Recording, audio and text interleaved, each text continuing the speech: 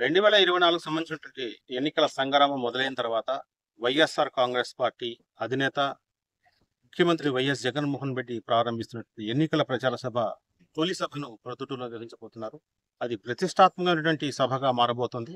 మొదట ఇడుపులబాయిలో వైఎస్ఆర్ ఆటలు వైఎస్ జగన్మోహన్ రెడ్డి ప్రొద్దుటూరు నియోజకవర్గం ప్రవేశించి విజయాత్ర అనంతరం బైపాస్ ఏర్పాటు చేస్తున్నారు. సమావేశాలు తొలి ఎన్నికల ప్రచార సభలో ప్రసంగించబోతున్నారు. ఈ సందర్భంగా పార్టీకి సంబంధించిన విధి విధానాలతో పాటు మేనిఫెస్టో ఇతర అంశాలని ప్రజలకు ఏమైతే చెప్పాలనుకుంటున్నారో ఎన్నికల సందర్భంగా అన్ని వివరించే ప్రయత్నం చేసేటువంటి కార్యక్రమం జరగబోతుంది.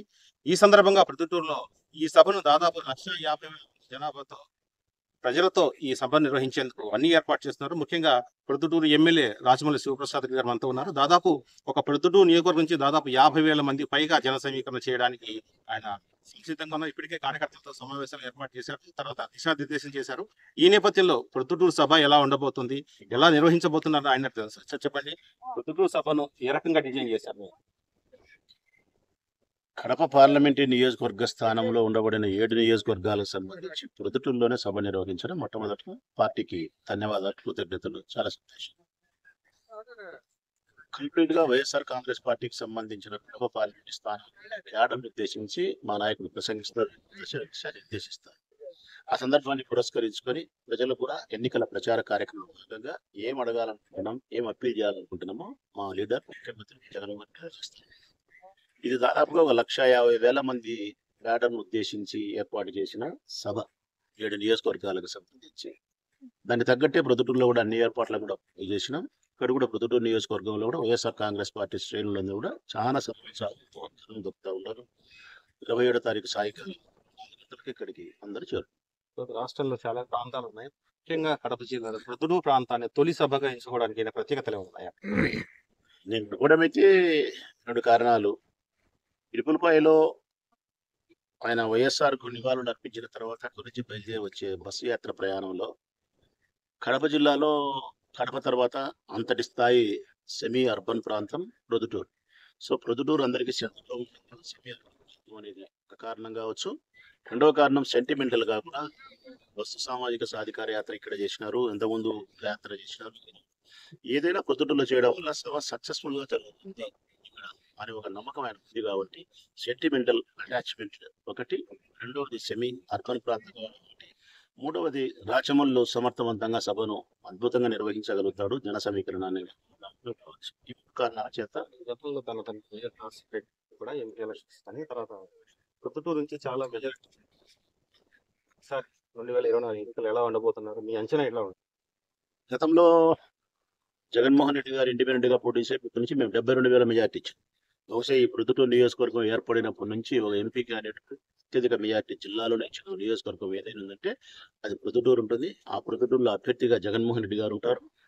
జగన్మోహన్ రెడ్డి గారికి రిప్రజెంటేటివ్ గా ఆయన నాయకునిగా ప్రొద్దుటూరు నియోజకవర్గంలో ప్రాతినిధ్యం వహించినది రాచమల్లే పేరులో ఉంటాడు. చాలా సంతోషం. ఇప్పుడు కూడా ఈ ఎన్నికల్లో కూడా మా ఉమ్మడి కడప జిల్లాకు సంబంధించి 10 నియోజకవర్గాలను మేము గెలవబోతున్నాం. ప్రొద్దుటూరు నియోజకవర్గం నుంచి 40 నుంచి 50,000 మెజార్టీతో గెలవబోతున్నాం. సోదరుడు ఎంపీ అవినాష్ రెడ్డి గారికి కూడా 40 నుంచి 50,000 మెజార్టీ ఇవ్వబోతున్నాం. సిద్ధం సభలు చాలా మేము సిద్ధం. ఆ సభలకి ఈ సభ తేడా ఉండబోతుంది, అలాగే ఉంటుంది. రెండు ఒకటే, సిద్ధం సభలు ఒకటే, మేమంతా సిద్ధం సభలు ఒకటే. కాకపోతే అది ఒక జోన్ కు సంబంధించి 40-50 నియోజకవర్గాలకు సంబంధించి ఏర్పాటు చేసిన సభలు, ఇవి ఒక పార్లమెంటరీ స్థానానికి సంబంధించి ఏర్పాటు చేసిన సభలు. ఉద్దేశము, మాట, జనంలోకి తీసుకుపోయే సందేశం అంతా ఒకటే. ఎన్నికల యొక్క సంగ్రామాన్ని దృష్టిలో పెట్టుకొని మేము ఏమైతే చేసినామని ప్రజలకు చెప్పి ఓటును అభ్యర్థించే విధానం, మేము ఏ విధంగా ఎన్నికల్లోకి పోవాలని చెప్పి క్యాడర్కు దిశ నిర్దేశం చేసే విధానం. ఆ సభలవే ఈ సభలవే. అవి పెద్ద సభలు, చిన్న సభలు. రాజకీయంగా ప్రాధాన్యత సంతరించుకోబోతుంది జగన్ సభ 27వ తారీఖు. ప్రజలకు ఎట్లా చెప్పాలి? అవును, జనంలో గొప్ప ఇమేజ్ ఉండే నాయకుడు, జనాకర్షణ కలిగిన నాయకుడు. ఎన్నికల సంగ్రామానికి సంబంధించి మొట్టమొదటి జరిగేటప్పుడు, ప్రజలు ఉద్దేశించి మాట్లాడేటప్పుడు, క్యాడర్ ఉద్దేశించి మాట్లాడేటప్పుడు ఒక యాంగ్జైటీ కానీ ఒక నూతనమైనటువంటి ఆసక్తిగా అందరూ చూసే విధానం ఉంటుంది. అది ప్రొద్దుటూరు నుంచి కావడం కాబట్టి అంతా కూడా ఉంటుంది. అయితే ఆ ఉత్సాహానికి, ఆ ప్రజలు ఎదురు చూసిన దానికి అనుకూలంగానే ఈ మీటింగ్ జరుగుతుందని చెప్పి నేను విశ్వసిస్తాను. ప్రజలకు ఏం చెప్తారు? సభ 27 సభ సక్సెస్ ఏం చెప్తారు? 7 నియోజకవర్గాలకు సంబంధించిన వైఎస్ఆర్ కాంగ్రెస్ పార్టీ శ్రేణులకు, ప్రజాప్రతినిధులకు, కార్యకర్తలకు, నాయకులకు, జగనన్న కుటుంబ సభ్యులకు 7 నియోజకవర్గాలకు సంబంధించి హృదయపూర్వకంగా మీ సోదరుడు రాచమల్లు మిమ్మల్ని ఆహ్వానిస్తా ఉన్నాం. మన నాయకుడు, మన ఆత్మీయ నాయకుడు పాల్గొని ఈ సభను జయప్రదం చేయడానికి కదం దొక్కుతూ సమరోత్సాహంతో ఈ సమావేశానికి రావాలని చెప్పి ప్రతి తమ్ముడిని, ప్రతి అన్నను మనస్ఫూర్తిగా ఆహ్వానిస్తాను. ముఖ్యంగా ప్రొద్దుటూరు నియోజకవర్గానికి సంబంధించిన నా వైఎస్ఆర్ కాంగ్రెస్ పార్టీ శ్రేణులకు నా ముకులిత హస్తాలతో మనస్ఫూర్తిగా ఆహ్వానిస్తాం. మన నియోజకవర్గం నుంచి ఎంత తక్కువన్నా కూడా 50,000 మంది కార్యకర్తలు స్వచ్ఛందంగా ప్రజలు పాల్గొని ఈ సభ దిగ్విజయం జరిపి జగన్మోహన్ రెడ్డి గారికి సాదరంగా ప్రొద్దుటూరు నియోజకవర్గం ఆహ్వానాన్ని పలుకుతూ మొట్టమొదటి సమావేశంలో వీర తిలకం దిద్దుతూ ఆయనకు విజయాన్ని సిద్ధించాలని చెప్పి కోరుకునే విధంగా ఈ సభ జరగాలని చెప్పి ప్రొద్దుటూరు వైఎస్ఆర్ కాంగ్రెస్ పార్టీ శ్రేణులు మనస్ఫూర్తిగా ఆహ్వానిస్తానా కోరుకుంటాను. సిద్ధం సభలు ఏ విధంగా విజయవంతమయ్యాయో మేము సిద్ధమైన సభ తొలి సభ ప్రజల్లో జరగబోతుంది కదా, అంతే సక్సెస్ తో ప్రజలకు ఒక సందేశం ఇవ్వడంతో పాటు వచ్చే ఎన్నికల్లో విజయ దుందుబి మోగించడానికి అవసరమైనటువంటి మంచి ప్రకటన ఇక్కడ చేస్తారని ఆశిస్తున్నాను.